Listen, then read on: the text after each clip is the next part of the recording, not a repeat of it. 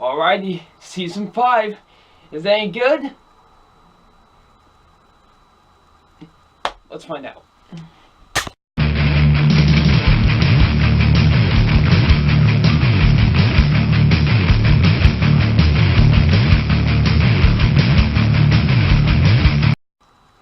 Hey, what's up, you guys? Film Fan 0599 here again, and today we're going to review Season 5 of Game of Thrones.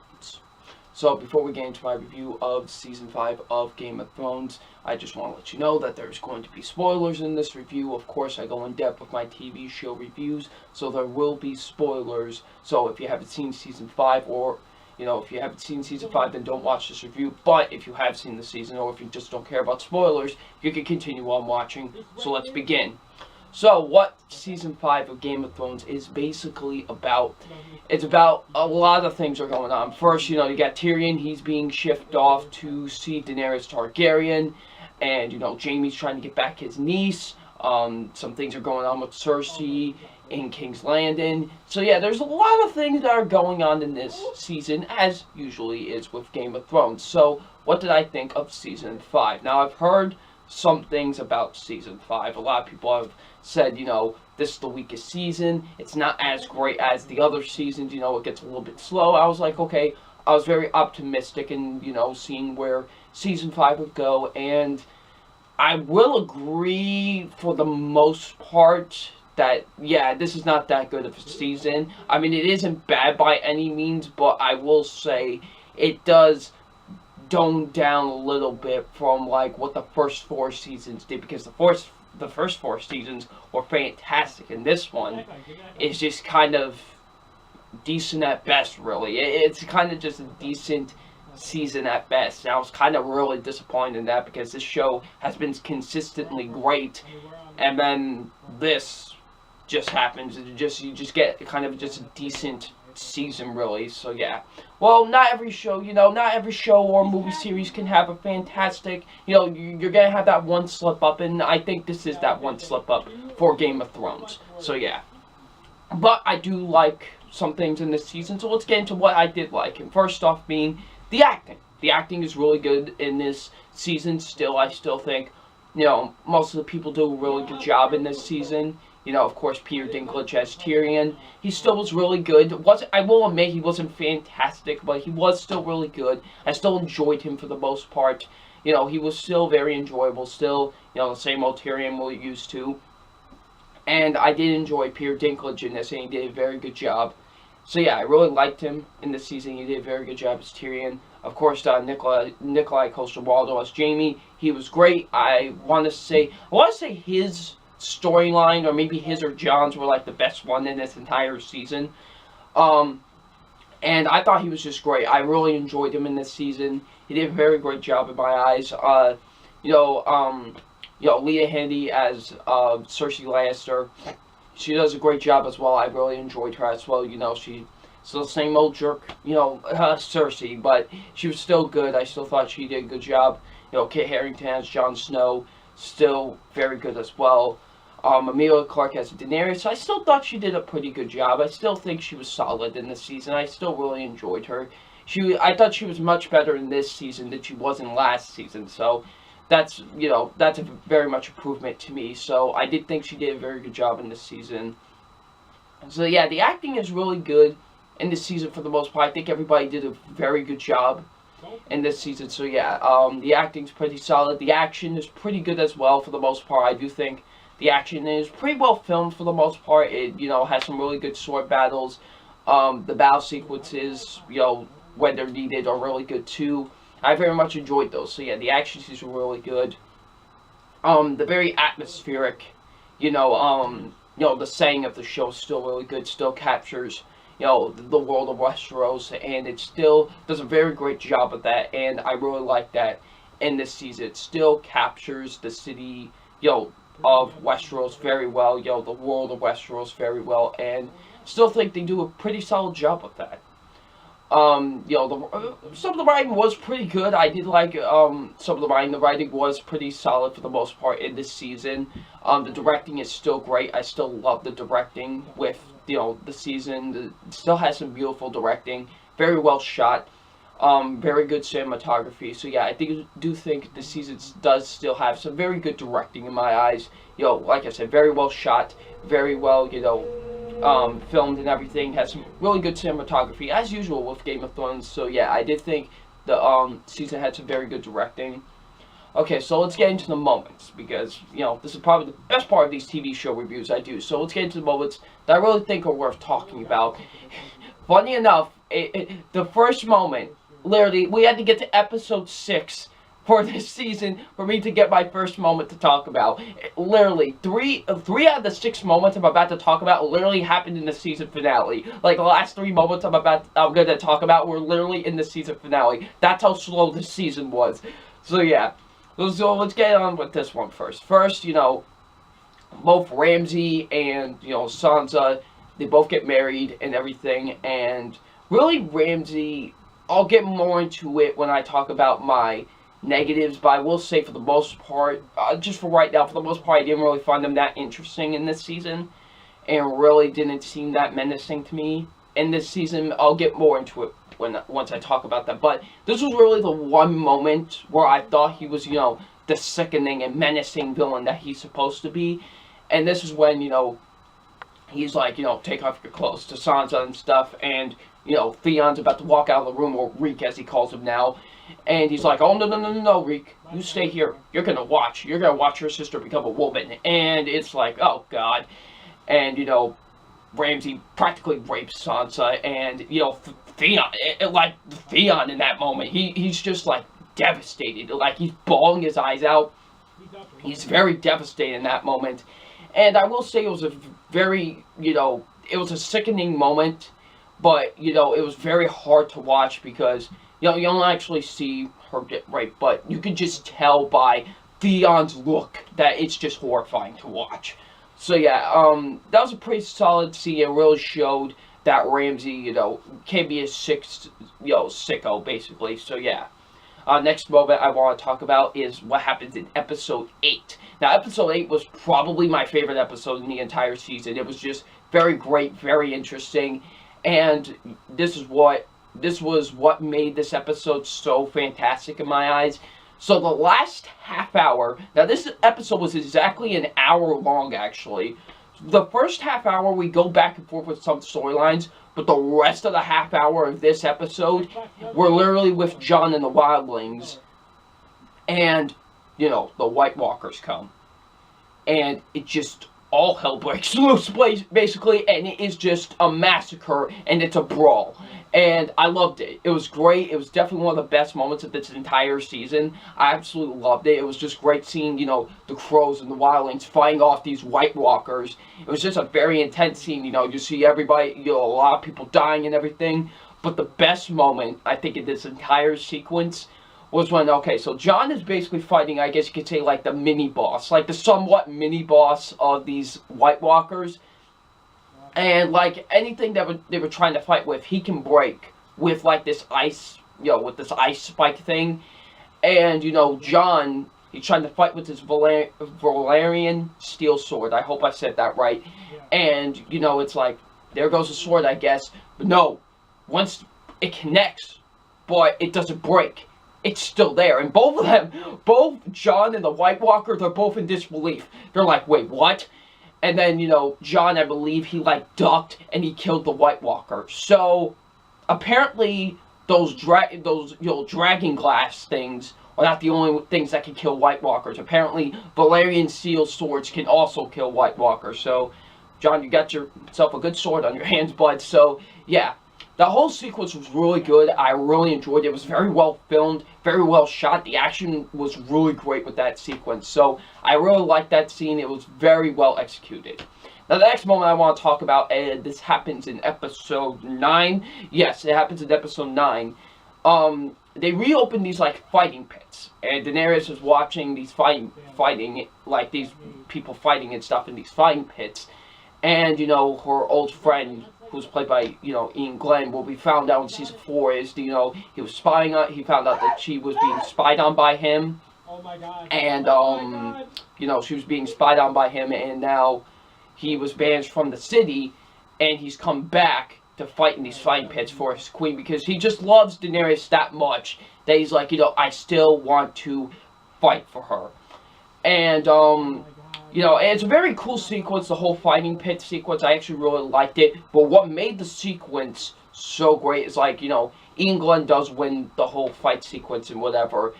And then he just takes a spear and chucks it. But here's the thing. One of those Brotherhood people, I guess they were like a Brotherhood, was behind her and about to kill her. And then all of a sudden, all of these Brotherhood members start rising up. And it is just a bloodbath. It was a great scene. It was very, intense. A lot of blood was shed during that. And it was a very intense sequence. I actually really liked it. And when they were being outnumbered and they thought they were going to die, here comes one of Daenerys' dragons, rising up and just laying everyone out. Just burning everybody. It was great. It was an awesome moment for the dragon, honestly. And I actually really liked it. So that was a very cool moment. I very much enjoyed that.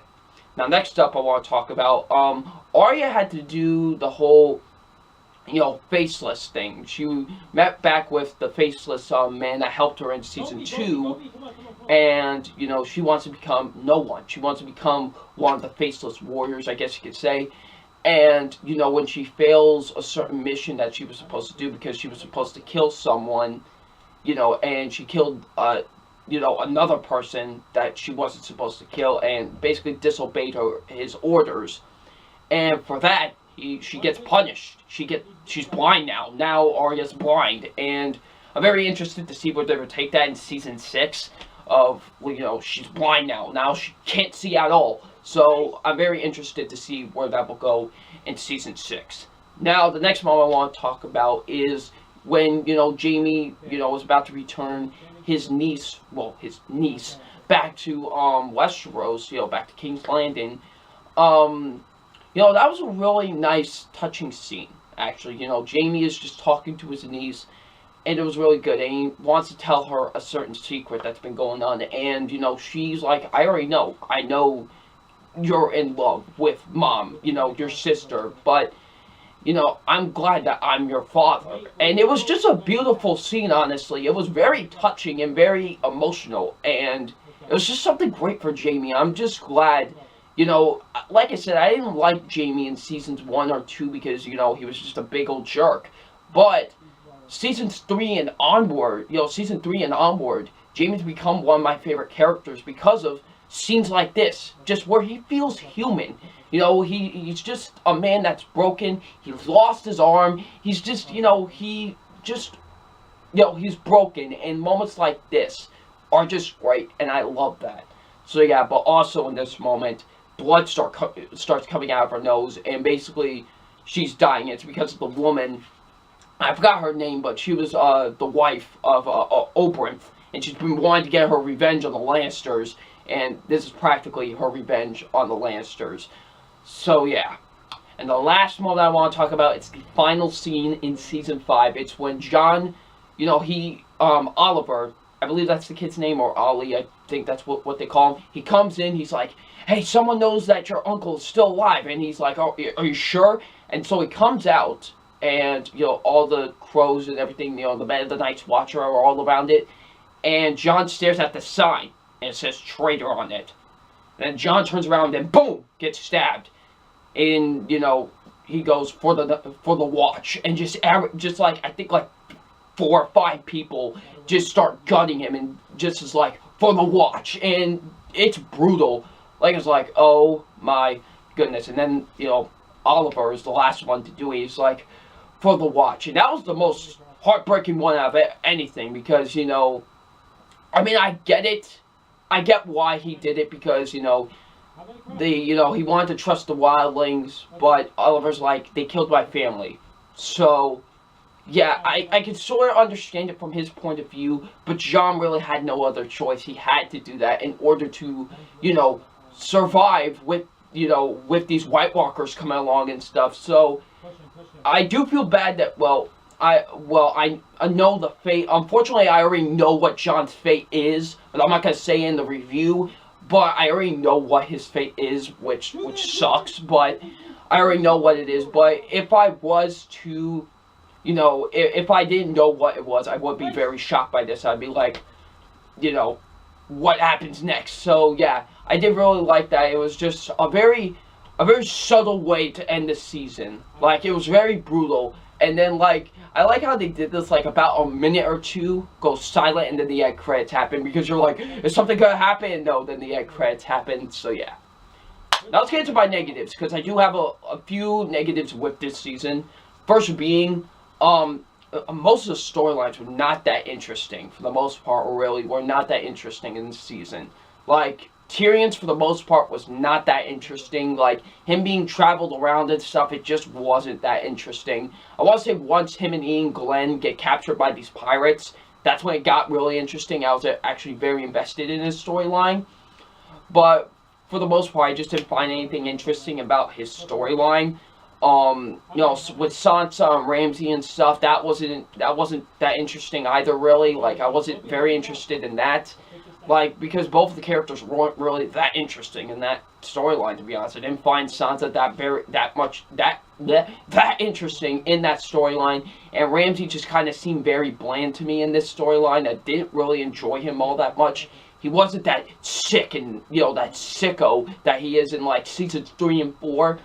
Just in season 5, it's just like, you're very bland. Like, you really are. You're very bland. Hopefully season 6 he's a lot better, but he was just very bland in this season. Like, Arya's storyline, for the most part, wasn't that interesting either. I was very bored with their storyline. So yeah, most of the storylines, for the most part, are not that interesting. They do have their interesting moments and their interesting things, but for the most part, I don't think those storylines were very interesting. Some of the action sequences could be filmed very, very, very poorly at times. Like when Jaime and I forgot the other dude's name, but it's the one that used to be with Tyrion, like his bodyguard somewhat, and they're fighting off these like guards and whatever, and it's just very poorly filmed. Like it's so quick cut and shaky cam that it's terrible. Like it's awful. You're just like, what am I watching? So yeah, sometimes the action sequences can be a little bit poorly filmed and poorly edited at some points during this season, which kind of sucks because the first 4 seasons had very excellent action, but for some reason they had to do the whole quick cut and jump, the jump cuts and quick cuts and, quick editing and stuff in this season for some reason at times, and I just didn't really like it.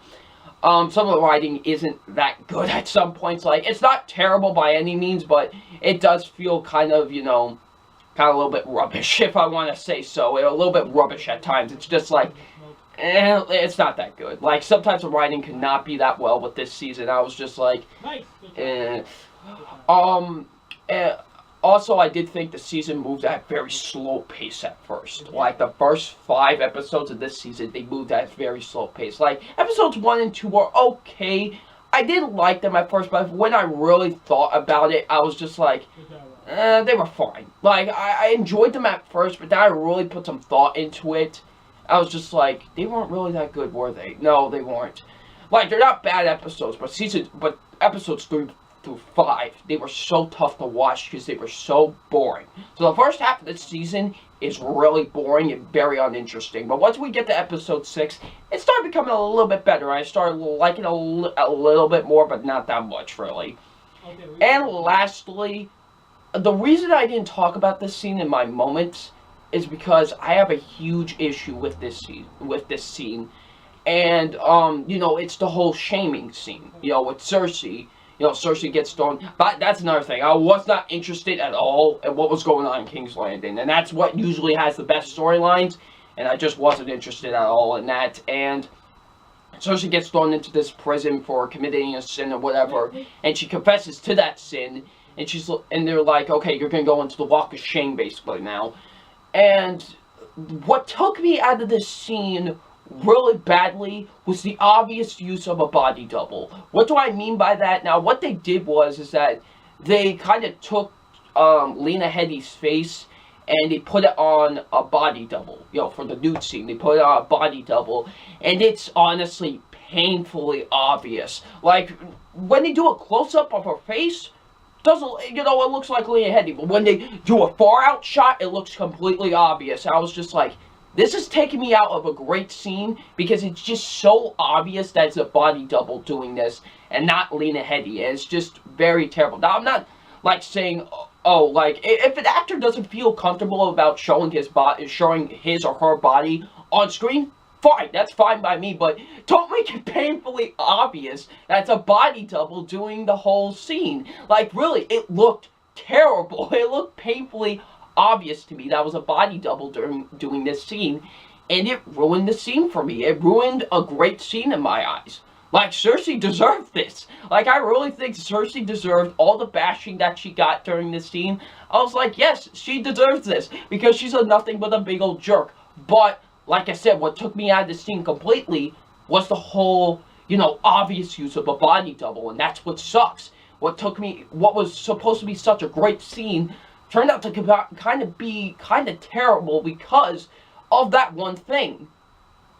The obvious use of a body double, and that's what really sucks in my eyes, and it really took me out of what was supposed to be a great scene. So yeah. But overall, I don't think Season 5 is bad per se, but it's not good either. It was a very decent season at best, and I didn't enjoy it that much, really. So it's time for my official grade on Season 5, and my official grade on Season 5 is a B-. It's decent at best. It's not bad. I was originally going to give it a C, but the second half became a little bit better in my eyes. Not that by that much, but it became a little bit more enjoyable, so I boosted up a little bit to a B-. Only seems fair, right? So, it gets a B-. It's decent at best. It's not a bad season, but it's not a good one at that either. It's definitely the weakest point in Game of Thrones in my eyes. So, yeah. So, what did you guys think of Season 5 of Game of Thrones? Leave it in the comment section below. And I'm FilmFan0599, and we'll see you all later. Peace.